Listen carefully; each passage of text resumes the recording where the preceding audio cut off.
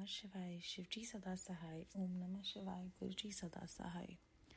रुद्र संहिता के प्रथम सृष्टि खंड के 5वें अध्याय का आज हम श्रवण करेंगे। नारद जी का शिव तीर्थों में भ्रमण, शिव गणों को शापों द्वार की बात बताना तथा ब्रह्मलोक में जाकर ब्रह्मा जी से शिव तत्व के विषय में प्रश्न करना। सूत जी कहते हैं, महर्षियों, भगवान श्री हरि के अंतर्ध्यान हो जाने पर मुनि श्रेष्ठ नारद शिवलिंगों का भक्तिपूर्ण दर्शन करते हुए पृथ्वी पर विचरने लगे। ब्राह्मणों, भूमंडल पर घूम फिर कर उन्होंने भोग और मोक्ष देने वाले बहुत से शिवलिंगों का प्रेम पूर्वक दर्शन किया। दिव्यदर्शी नारद जी भूतल के तीर्थों में विचर रहे हैं और इस समय उनका चित्त शुद्ध है। ये जानकर वे दोनों शिवगण उनके पास गए। वे उनके दिए हुए शाप से उद्धार की इच्छा रखकर वहां गए थे। उन्होंने आदर पूर्वक मुनि के दोनों पैर पकड़ लिए और मस्तक झुकाकर भली भांति प्रणाम करके शीघ्र ही इस प्रकार कहा। शिवगण बोले, ब्राह्मण, हम दोनों शिव के गण हैं। मुनि, हमने ही आपका अपराध किया है। राजकुमारी श्रीमती के स्वयंवर में आपका चित्त माया से मोहित हो रहा था। उस समय परमेश्वर की प्रेरणा से आपने हम दोनों को शाप दे दिया। वहां कुसमय जानकर हमने चुप रह जाना ही अपने जीवन रक्षा का उपाय समझा। इसमें किसी का दोष नहीं, हमें अपना कर्म का ही फल प्राप्त हुआ है। प्रभु, अब आप प्रसन्न होइए और हम दोनों पर अनुग्रह कीजिए। नारद जी ने कहा, आप दोनों महादेव जी के गण हैं और सत्पुरुषों के लिए परम सम्माननीय हैं। अतः मेरे मोह रहित एवं सुखदायक यथार्थ वचन को सुनिए। पहले निश्चय ही मेरी बुद्धि भ्रष्ट हो गई थी, बिगड़ गई थी और मैं सर्वथा मोह के वशीभूत हो गया था। इसीलिए आप दोनों को मैंने श्राप दे दिया। शिवगणों, मैंने जो कुछ कहा है वह वैसा ही होगा, तथापि मेरी बात सुनिए। मैं आपके लिए शापोद्वार की बात कर रहा हूँ। आप लोग आज मेरे अपराध को क्षमा कर दें। मुनिवर, विश्व के वीर्य से जन्म ग्रहण करके आप संपूर्ण दिशाओं में प्रसिद्ध कुंभकर्ण रावण राक्षस का पद प्राप्त करेंगे और बलवान वैभव से युक्त तथा परम प्रतापी होंगे। समस्त ब्रह्मांड के राजा होकर शिव भक्त एवं जितेंद्रिय होंगे और शिव के ही दूसरे स्वरूप श्री विष्णु के हाथों मृत्यु पाकर फिर अपने पद पर प्रतिष्ठित हो जाएंगे। सूत जी कहते हैं, महर्षियों, महात्मा नारद मुनि की यह बात सुनकर वह दोनों शिवगण प्रसन्न हो सानंद अपने स्थान को लौट गए। श्री नारद जी भी अत्यंत आनंदित हो अनन्य भाव से भगवान शिव का ध्यान तथा शिव तीर्थों का दर्शन करते हुए बारंबार भूमंडल में विचरने लगे। अंत में वे सबके ऊपर विराजमान शिव प्रिया काशीपुरी में गए, जो शिव स्वरूपनी एवं शिव को सुख देने वाली है। काशीपुरी का दर्शन करके नारद जी कृतार्थ हो गए। उन्होंने भगवान काशीनाथ का दर्शन किया और परम प्रेम एवं परमानंद से युक्त हो उनकी पूजा की। काशी का सानंद सेवन करके वे मुनि श्रेष्ठ कृतार्थता का अनुभव करने लगे और प्रेम से विहल हो उसका नमन, वर्णन तथा स्मरण करते हुए ब्रह्मलोक को गए। निरंतर शिव का स्मरण करने से उनकी बुद्धि शुद्ध हो गई थी।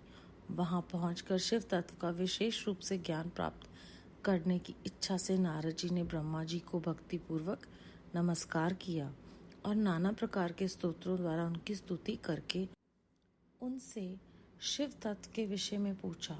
उस समय नारद जी का हृदय भगवान शंकर के प्रति भक्ति भाव से परिपूर्ण था। नारद जी बोले, ब्राह्मण, परब्रह्म परमात्मा के स्वरूप को जानने वाले पितामह, जगत प्रभु, आपकी कृपा प्रसाद से मैंने भगवान विष्णु के उत्तम महात्म्य का पूर्णतः ज्ञान प्राप्त कर लिया है।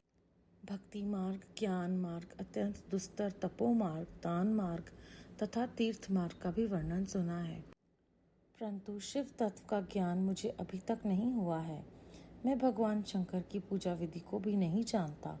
अतः प्रभु, आप क्रमशः इन विषयों को तथा भगवान शिव के विविध चित्रों को तथा उनके स्वरूप तत्व, प्रकाट्य, विवाह, गृहस्थ धर्म सब मुझे बताइए।